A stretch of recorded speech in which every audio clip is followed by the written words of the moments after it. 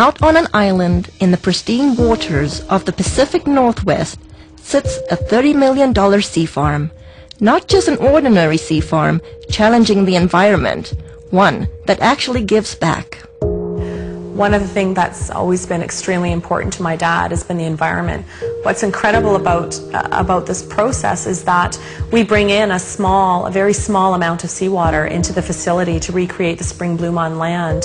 And in order to get the amount of microalgae that we're growing on land, we would have to bring in a massive amount and deplete the ocean of a very, very viable food source, whereas the water that's leaving our facility actually contains more phytoplankton that is going directly back out into the ocean than what was originally brought in. And he is providing even a larger source of that back to Mother Nature, and that's beautiful. In the age of World Wide Web, cloning, and moonwalkers, now we can naturally grow and harvest phytoplankton. I built on this site a large shellfish hatchery, one of the largest in the world. And in order to proceed with producing the amount of seed that we require, I got into the business of growing algae. I did come up with a method that I could grow any quantity, any amount at any time of these algae outdoors as well as indoors. His process that he's developed is unique. The big difficulty is how do you harvest something? These single-celled photosynthetic organisms are like tiny little one-celled plants floating around in the water. I mean, how do you get them out of the water and into your product? And he's developed a process where it's a very quick and easy way of extracting all the nutrients from these cells. Phyto, meaning light, plankton, meaning floating or suspended, is the base of life source as we know it. According to NASA, it is responsible for up to 90% of oxygen in our atmosphere.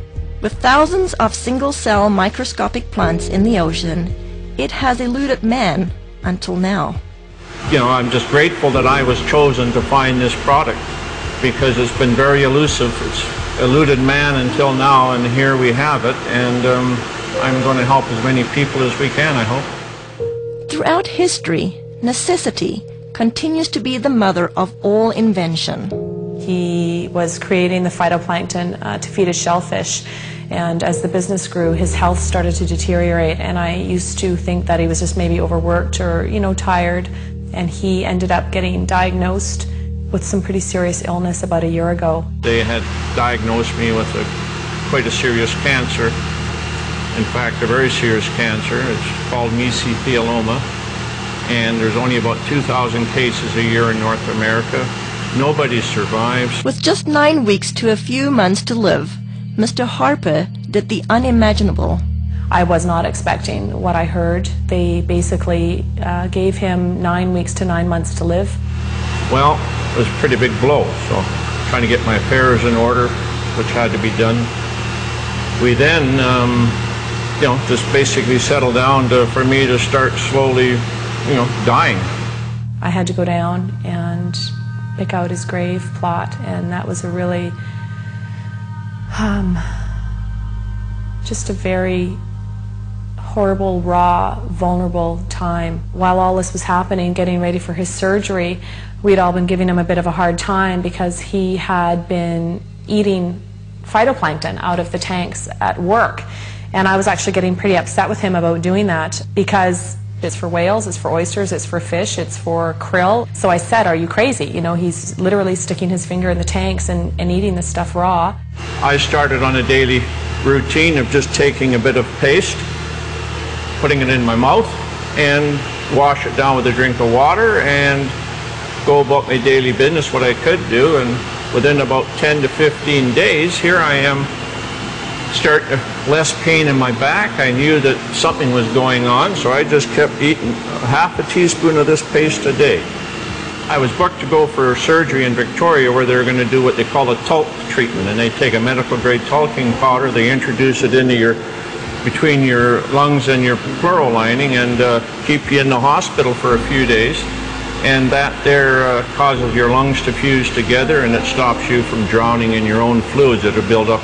The head surgeon came out and had a very odd look on his face. I said to my mom, oh my God, something's happened.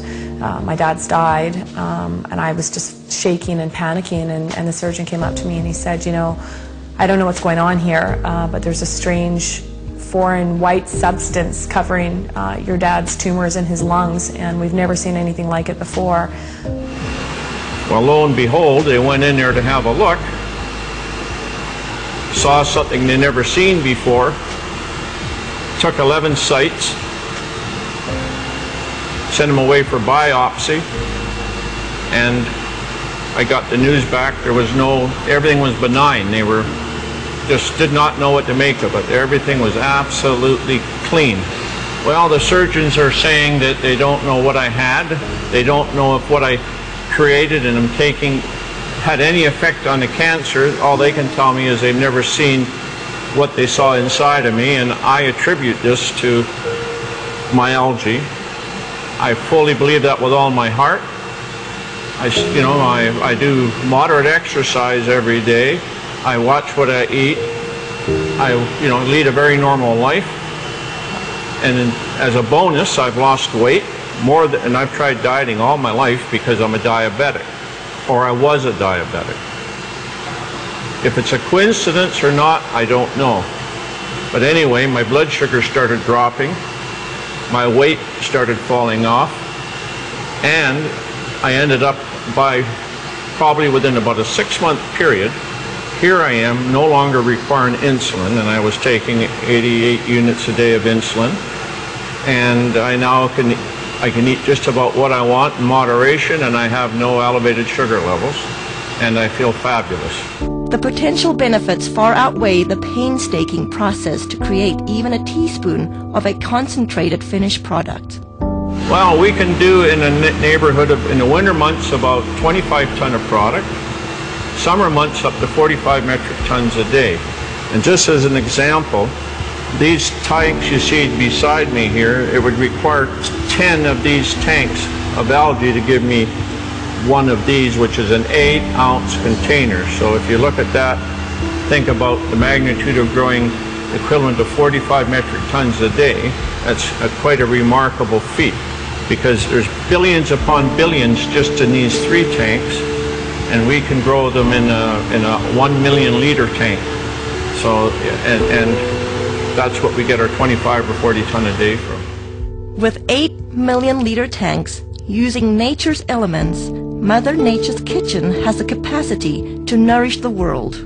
It boasts a nutritional analysis second to none, including pigments, diatoms, and xanthophylls. You know, in spring in the northern hemisphere,